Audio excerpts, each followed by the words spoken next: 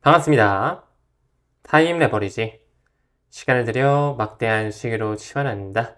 이제 벌써 또 연휴 마지막 날이 밝았습니다. 그래도 뭐 내일 또 연차 붙이셔가지고 이번 주까지 쉬시는 분들도 계실 것 같은데요. 아무쪼록 행복한 연휴 되셨으면 좋겠고요. 오늘도 초심 다지면서 꾸준히 성장해 볼 수 있도록 하겠습니다.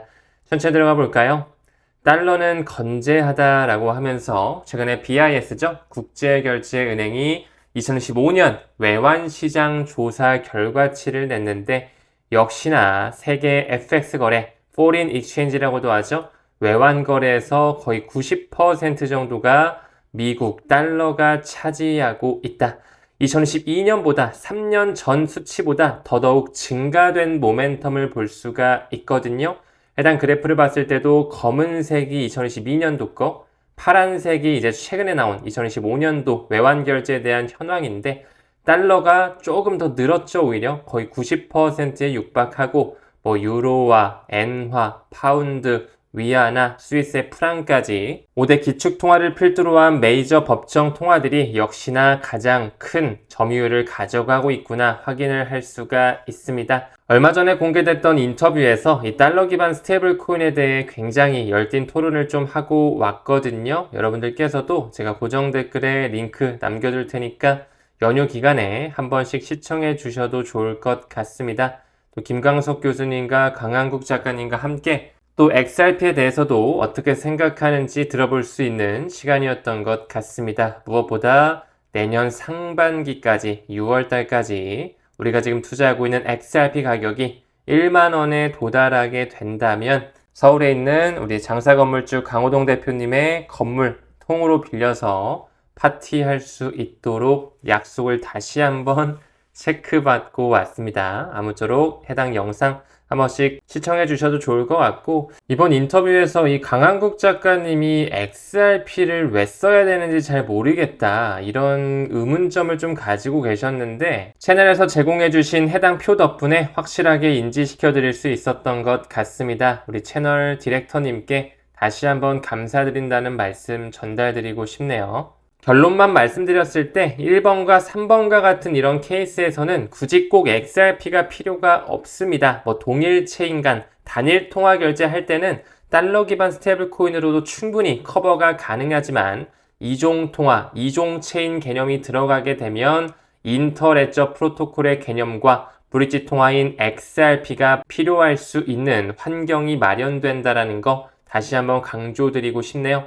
제가 해당 영상에 댓글로도 적어놨는데요. 참고로 준비해주신 표에 나온 2번, 4번, 5번 현재에도 거래대금 자체가 월등히 더 높다라는 걸 다시 한번 강조드리고 싶고 여러분들께서 지금 투자하고 계시는 XRP는 미래 펼쳐질 디지털 세상에서 반드시 필요한 브릿지 통화이다. 자부심을 갖고 투자 이어가셔도 된다라는 말씀 좀 드리고 싶네요. 무엇보다 ODR, 지금 현재는 리플 페이먼트로 리브랜딩이 됐죠. 과거 2013년부터 이미 Foreign Exchange 시장, 외환 시장의 90%의 커버리지를 확보해 나가고 있었다라는 거. 선진국들 뿐만 아니라 아프리카 지역이나 메나 지역으로 일컬어지는 중동 지역까지 모두 다 섭렵을 하면서 인프라망은 꾸준히 확보가 되고 있습니다. 늘 강조드리지만 달러 스테이블 코인 하나만으로는 모든 통화상을 아우를 수가 없다. 왜냐? 일부 국가에서는 외환 시장과 이 자국금융 시스템 간의 폐쇄적인 스탠스를 취하고 있기 때문에 직접적으로 국제결제망에 연결되지 않은 그런 나라들이 있거든요.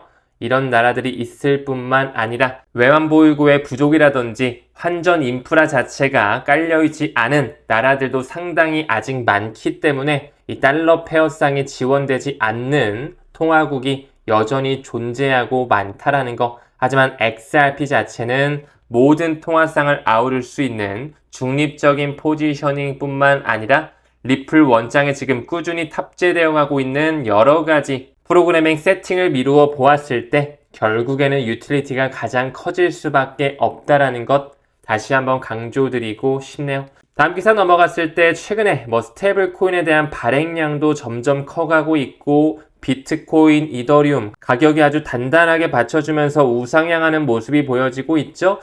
왜 우리가 투자는 XRP만 좀 잘 안 가는 느낌이에요. 그쵸? 이럴 때일수록 우리가 조금 더 큰 그림을 보면서 리플 XRP에 투자해야 되는 이유, 이런 내재 가치에 포커스를 맞췄으면 좋겠습니다. 아무쪼록 스테이블코인 시가총액이 3천억 달러 돌파했다. 이게 지금 어제 나왔던 그런 기사인데요. 무엇보다 JP모건에서 말하는 것처럼 스테이블코인, 지금 현재 달러의 지배당에 있다라고 해도 과언이 아니죠. 이 달러에 대한 통합 패권에 기여를 하고 있다. 이 스테이블코인의 공급량에서 약 99%가 넘는 수치가 달러가 차지하고 있다라는 것이죠. 해당 그림은 앤드리슨 호로이치의 보고서에서 나온 스테이블코인 시장에서 보여주는 달러 점유율을 나타내는 그래프입니다. 이렇게 달러 점유율도 워낙 크고 올해 중반부 정도에 트럼프가 완전히 서명했죠. 지니어스 액트 법안까지 통과가 됐다 보니까 미국에 대한 달러와 단기 국채에 대한 수요처 역할을 톡톡히 한다라고 말씀을 드렸죠. 현재 많은 개발도상국에서 USDT라든지 USDC와 같은 달러 기반 스테이블코인이 꾸준하게 활성화가 되다 보니까 달러 패권이 단물 빼기처럼 강화되는 모습이 보여지고 있다.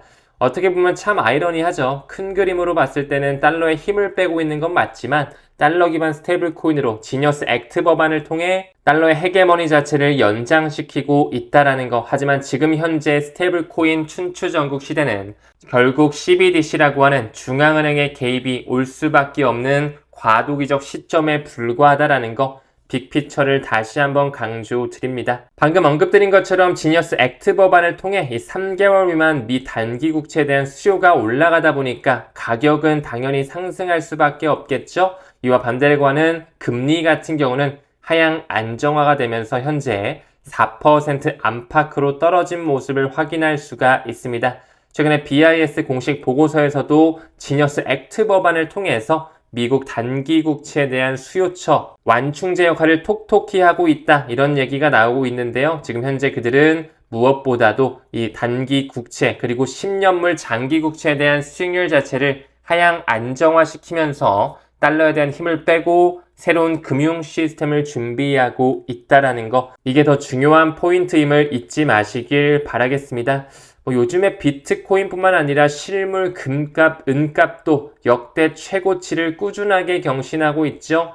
현물 사상 첫 4,000달러를 돌파하면서 골드스팟 인덱스거든요. 꾸준하게 고공행진을 하고 있다. 오히려 비트코인이 후행성으로 따라갈 수 있기 때문에, 그리고 이더리움, 라지캡, 미들캡, 스몰캡으로 올 수 있는 알트 시즌이 더 크게 파도를 칠 수가 있기 때문에 우리는 비트가 잘 간다, 이더가 잘 간다, 오히려 긍정적인 마음으로 응원해줄 필요가 있다. 이렇게 좀 말씀드리고 싶네요. 또한 아서웨이지가 최근에 이런 얘기를 했죠. 도널드 트럼프가 연준을 장악하게 되면 비트코인 가격이 25만 달러까지 갈 수 있을 것이다. 원화 기준으로 하면 3억 중반대를 훌쩍 넘을 수 있다라는 시나리오를 펼치고 있는데요. 무엇보다 트럼프가 차기 연준 의장 후보를 현재 3명 정도로 압축시켜놨죠. 케빈 헤셋, 케빈 워시, 그리고 현재 이사회로 들어가 있는 크리스토퍼 월러 이사까지 누가 될지 모르겠지만 3명 다 매파가 아닌 비둘기파라는 점을 고려해 본다면 정말 아서웨이지가 말한 것처럼 도널드 트럼프가 차기 연준 의장을 누구로 지목했다라고 하는 이 뉴스 하나가 시장에 대한 큰 트리거 포인트로 작용할 수 있다라는 가능성 또한 충분히 열 수 있습니다. 스테이블코인 시장뿐만 아니라 암호화폐에 대한 현물 ETF 시장에도 많은 자본이 들어오고 있는데요. 미국의 셧다운 때문에 현물 ETF에 대한 일정은 조금 연기되고 잡음이 만들어지고 있는 건 사실이지만 암호화폐에 대한 현물 ETF 자금, 비트와 이더 말하는 거죠. 훈풍을 불고 있다. 무엇보다도 블랙록의 아이비트라고 불리는 현물 ETF, 지난주 전체 ETF 중에 자금 유입량 1위를 달성하고 있다. 그만큼 많이 암호화폐 시장이 성숙해져 가고 있고요. 월가의 자본들이 들어오면서 플레이어들의 손바꿈이 일어나고 있다. 우리는 더더욱 끝까지 생존할 수밖에 없는 코인들의 수량을 확보해 놓을 필요가 있다. 하루빨리 이 그림에 비트 이더뿐만 아니라 솔라나, XRP, 라이트코인 이런 친구들도 좀 순유입이 드라마틱하게 나왔다라고 하는 그런 기사들을 봤으면 좋겠네요. 무엇보다 이 블랙록이 하루빨리 움직여줬으면 좋겠는데 사실 뭐 가격이 언제 오르는지에 대한 부분은 우리의 영역이 아니다 보니까 왜 리플 XRP에 우리가 공부를 하면서 투자를 해야 되는지 이 부분에 본인만의 확신을 갖는 게 더더욱 중요할 것 같아요. 무엇보다 리플사는 현재 내셔널 트러스트 뱅크를 신청을 했고 무엇보다 ABA라고 불리는 아메리칸 뱅커 어소시에이션의 플래티넘 등급으로 이미 가입이 되어 있다라는 거. 리플의 솔루션은 XRP 레저와 그 기본 디지털 자산, 네이티브 디지털 에셋이죠. XRP를 활용하고 있다. XRP는 개발자, 금융 사용사를 전반에 걸쳐 빠르고 저렴하며 확장성이 뛰어난 거래를 지원하도록 특별히 설계가 되어 있고요.